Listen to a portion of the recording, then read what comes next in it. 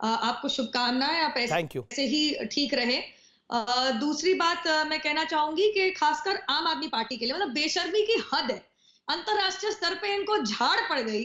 किस तरीके से हाई कमीशन ने अरविंद केजरीवाल जी, आपने सही पकड़ा, दिल्ली के मुख्यमंत्री हैं, अमेरिका के मुख्यमंत्री हैं, भारत के मुख्यमंत्री नहीं है। चाहते वो यही है, वो मेगालोमेनिया ऐसा है कि उनको लगता है कि वो यूनिवर्स के बिल्कुल मुख्यमंत्री बनेंगे, लेकिन ऐसा होता नहीं है। जिस तरीके से उनको झाड़ पड़ रही है, अंतरराष्ट्रीय स्तर पे उनकी बेइज्जती हो रही है, साफ दो बात हो गई है। सबसे पहली तो आधी जानकारी दुगनी बेईमानी। आपने बिल्कुल सही पकड़ा उनके ट्वीट को। या तो अब राघव जी को हिंदी नहीं आती, अंग्रेजी नहीं आती। अब ये जो इन्होंने नए रूप की बात करी है, वेरिएंट का हिंदी का क्या मतलब होता है, रूप, स्वरूप या प्रकार।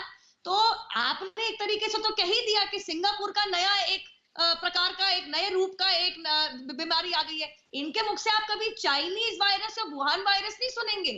यहीं पे लेकिन वो कह रहे हैं कि आपको सिंगापुर की चिंता है, हमें देश की चिंता है, हमें बच्चों की चिंता है। देखिए, इनको अगर कोई भी चिंता होती बच्चों की या दिल्ली के नागरिकों की, तो ये तीन चीज करते। मैं इनके ऊपर नहीं बोली, 6 मिनट अपना भाषण देके जलेबी बना के। आप अपनी बात को रखिए, वो भी अभी आपके बीच में भी नहीं बोलेंगे, आप अपनी बात को रखिए। हाँ, अब ये अगर इनको बच्चों की या नागरिकों की या दिल्ली की जनता की थोड़ी सी चिंता होती, तो ये तीन चीज करते। सबसे पहले आप देखिए, इनका आज ये हाल हो गया है कि बैठे बैठे क्या करें, करना है कुछ काम, चलो अनर्गल बातें कर ले, टीवी पे बना रहेगा नाम। कैसे? अब ये उच्च न्यायालय में कहते हैं 15,000 बेड पाइपलाइन में है, बनेंगे कोरोना वायरस संक्रमित लोगों के लिए। वहां पे उच्च न्यायालय के जजेस इनको पकड़ के कहते हैं पाइपलाइन होता है, कहाँ है बिस्तर, कहाँ है अस्पताल। इनको दिल्ली के नागरिकों की चिंता होती तो दिल्ली उच्च न्यायालय इनका झूठ और चोरी नहीं पकड़ता कि तुमने द्वारका में 250 बेड का अस्पताल के बारे में झूठ कैसे बोला। अगर इनके दिल में इतनी सी भी नियत साफ होती तो इनको दिल्ली उच्च न्यायालय नहीं कहता लॉलीपॉप पकड़ाना बंद करो, तुम काम क्या कर रहे हो, तुम्हारे बस की नहीं है, केंद्र सरकार को बाहर दे दो। इतनी सी नियत साफ होती तो ऑडिट से इनकार नहीं करते उच्च न्यायालय के अंदर। बार बार इनका स्टैंडिंग काउंसिल खड़े होकर कहता है हमें ऑडिट नहीं चाहिए। जैसे ही ऑडिट हुआ तो एकदम से कहते हैं हमारे पास तो फालतू की ऑक्सीजन ले जाइए हमारे लिए। पैसों की रिपोर्ट ने भी बता दिया। देखिए, अगर आप कोर्ट की बात करेंगे, देखिए वो विषय नहीं है। अगर आप कोर्ट की बात करेंगे नुपुर, तो फिर कुछ कोर्ट ने ऑक्सीजन सप्लाई पे भी केंद्र सरकार पे भी सवाल उठाया था और उसका भी जवाब दिया गया था। देखिए दोनों तरफ की बात है।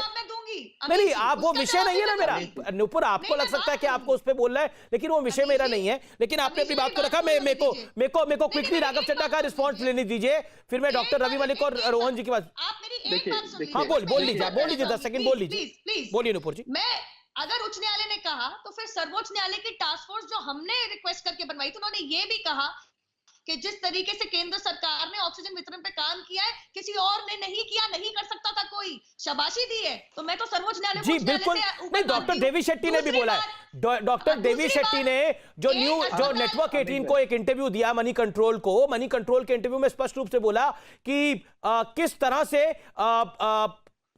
ऑक्सीजन की सप्लाई इस देश में मुहैया कराई गई है। और बहुत उन्होंने भी उस बात को बोला, देखिए ये महामारी का दौर है, ब्लेम गेम में नहीं लोगों की। मैं तो एक हैशटैग चला रहा हूं कि स्टॉप पॉलिटिक्स हेल्प पीपल। मेरा तो ये मानना है कि लोगों की मदद कर ले तो बेहतर है। राघव चड्ढा, नुपुर शर्मा की बात का जवाब। अरविंद केजरीवाल अपने आप को दिल्ली का मुख्यमंत्री नहीं मानते, वो अपने आप को यूनिवर्स का मुख्यमंत्री मानते हैं। उन्हें लगता है कि हर विषय पर उनको बोलना है। नहीं, देखिए ये लोग घबरा जाते हैं, इन्हें लगता है कि प्रधानमंत्री जी को शायद अरविंद केजरीवाल जी चुनौती देने जा रहे हैं, इसीलिए शायद वो इस प्रकार की बातें करते हैं। हमारे मन में ऐसा कुछ नहीं है जी, हम दिल्ली के लोगों की सेवा कर रहे हैं, आप हमसे इतना भयभीत ना होइए।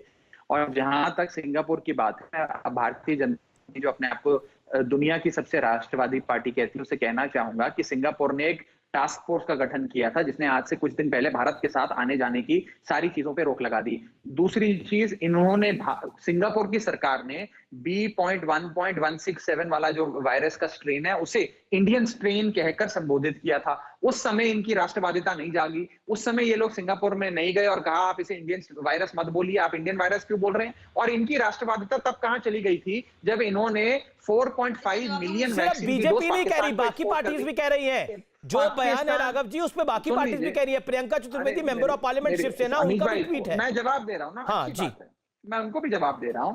जब पाकिस्तान को भारत की सरकार एक्सपोर्ट कर देती है हमारे बच्चों की वैक्सीन, 4.5 मिलियन वैक्सीन, उस समय इनकी राष्ट्रवादिता कहां चली जाती है? पाकिस्तान के लोग ज्यादा जरूरी है कि भारत देश के लोग जो मोदी जी को भी वोट देते हैं और अन्य पार्टियों को भी वोट देते हैं? दूसरी चीज, आज मुद्दा अमीश भाई आपने चलो उस ट्वीट पर तो बात कर ली, इनसे बोलिए जरा थोड़ी बात सिंगापुर पे छोड़ के बच्चों पे करें। बच्चों के लिए कितने पीडियाट्रिक आईसीयू भारत सरकार ने बनाए, कितने पीडियाट्रिक वेंटिलेटर खरीदे? आपको जान के अचंभा होगा, बड़े बड़े विकसित राज्य भी जो इस देश के हैं। देखिए फिर राघव आप पे भी सवाल उठेगा, आप पे भी सवाल उठेगा। हेल्थ तो स्टेट मैटर होता है, हेल्थ तो स्टेट मैटर होता है। कितने आपने बनाए ऑक्सीजन बेड, कितनी हुई? मैं आपको बता रहा हूं, द्वारका में एक अस्पताल खड़ा हुआ है जिसके पास इक्विपमेंट नहीं था। ये स्टोरी सबने देखी है। उसके अलावा मोहल्ला क्लिनिक का क्या हुआ? जब लोग ऑक्सीजन से दिल्ली में मर रहे थे, ऑक्सीजन की कमी से मर रहे थे, तब उन मोहल्ला क्लिनिक का देखिए, मुझे लगता है विषय पे डिबेट को रखना चाहिए। क्या बात कर रहे हैं अमीश भाई? एक मिनट मेरे को बोलने दीजिए। ऑक्सीजन पे बात करेंगे। ऑक्सीजन पे सुप्रीम कोर्ट ने क्या कहा था बीजेपी को कि आप अंधे हो सकते हो, हम अंधे नहीं है। आप लोग शुतुरमुर्ग की तरह अपना सर रेत में घुसाकर बैठे हो। दिल्ली को उसकी ऑक्सीजन दो, तो सुप्रीम कोर्ट ने डंडा चलाया, उसके बाद दिल्ली को ऑक्सीजन मिली है। आप जानते हो और मैं जानता हूं। और जहां तक अस्पतालों की बात है, 50 बेड थे मार्च 2020 में दिल्ली में, आज 24,000 बेड है ऑक्सीजन के दिल्ली में। एक साल में 3। Okay, Nupur Sharma wants to respond. Nupur quick reply. दूसरी ये चीज, तो राघव अब नुपुर को बोलने दीजिए। अब आपने बोला है राघव, ये तो आरटीआई की सच्चाई है। पाकिस्तान क्यों भेजी ये तो दिल्ली इन्होंने? सरकार, पाकिस्तान क्यों भेजी? एक ही बात बार-बार बोल रहे हैं, मेरे को बोलने दीजिए अमीश जी। ये तो सच्चाई है आम आदमी पार्टी सरकार की कि आरटीआई से पता चलता है एक नया अस्पताल नहीं खोला, एक नया बेड नहीं बनाया, एक नया वेंटिलेटर नहीं खरीदा। हमारी जो पार्टी प्लीज मेरे को बोलने दीजिए, मैं इनके ऊपर नहीं बोली। देखिए आप दोनों स्काइप से जुड़े हुए हैं, दोनों का वीडियो बड़ा खराब हो जाता है अगर दोनों एक दूसरे पे बोलते हैं। प्लीज, मैं इनके ऊपर नहीं बोली। ये वो पार्टी है जो पूरे साल में 65,000 करोड़ के बजट में पूरे साल के अंदर 50 करोड़ निकालती कोरोना वायरस से लड़ने के लिए, लेकिन मात्र 6 महीने के अंदर 350 करोड़ अपनी इमेज में पब्लिसिटी विज्ञापन में खर्च करती है। जनवरी फरवरी मार्च 2021 के अंदर 150 करोड़ विज्ञापन पे खर्च करती है और टीकाकरण के लिए 69,000 करोड़ के बजट में केवल 50 करोड़ निकालते पूरे साल के लिए। भूलेगा मत, हम नहीं घबराए हैं। जो उन्होंने सुप्रीम कोर्ट की टिप्पणी, उन्होंने बोला सुप्रीम कोर्ट ने डंडा किया तब केंद्र सरकार को ऑक्सीजन देनी पड़ी हमारे यहाँ। और फिर उसके और इनको जो उच्च न्यायालय और सर्वोच्च न्यायालय ने जो इनको डंडा किया था कि आपके बस की नहीं है, केंद्र सरकार को दे दीजिए। जो बार बार इनको कहा गया आपके डोर स्टेप पे थाल परोस के नहीं आएगी, जो बार बार इनको कहा गया कि आप कुछ काम नहीं कर रहे हैं, आप सत्य नहीं बोल रहे, आप मीटिंगों तक को अटेंड नहीं कर रहे हैं, जो बार बार इनसे कहे कि आपको निकम्मी विफल सरकार है, आप केंद्र सरकार को बाहर दे दीजिए। ठीक है मैडम, झूठ है क्या? ये उच्च न्यायालय सर्वोच्च न्यायालय ने नहीं कहा। राघव ये बात तो सत्य है कि कोर्ट को कहना पड़ा कि अगर आपके बस की नहीं है तो केंद्र सरकार चला ले पूरे सिस्टम को। उसके बाद ऑक्सीजन टैंकर्स नहीं थे। आपको पता है ये 1 साल से महामारी, 1 साल से ज्यादा से महामारी थी। ऑक्सीजन टैंकर्स होने चाहिए थे, वो नहीं थे। ये बात स्पष्ट है।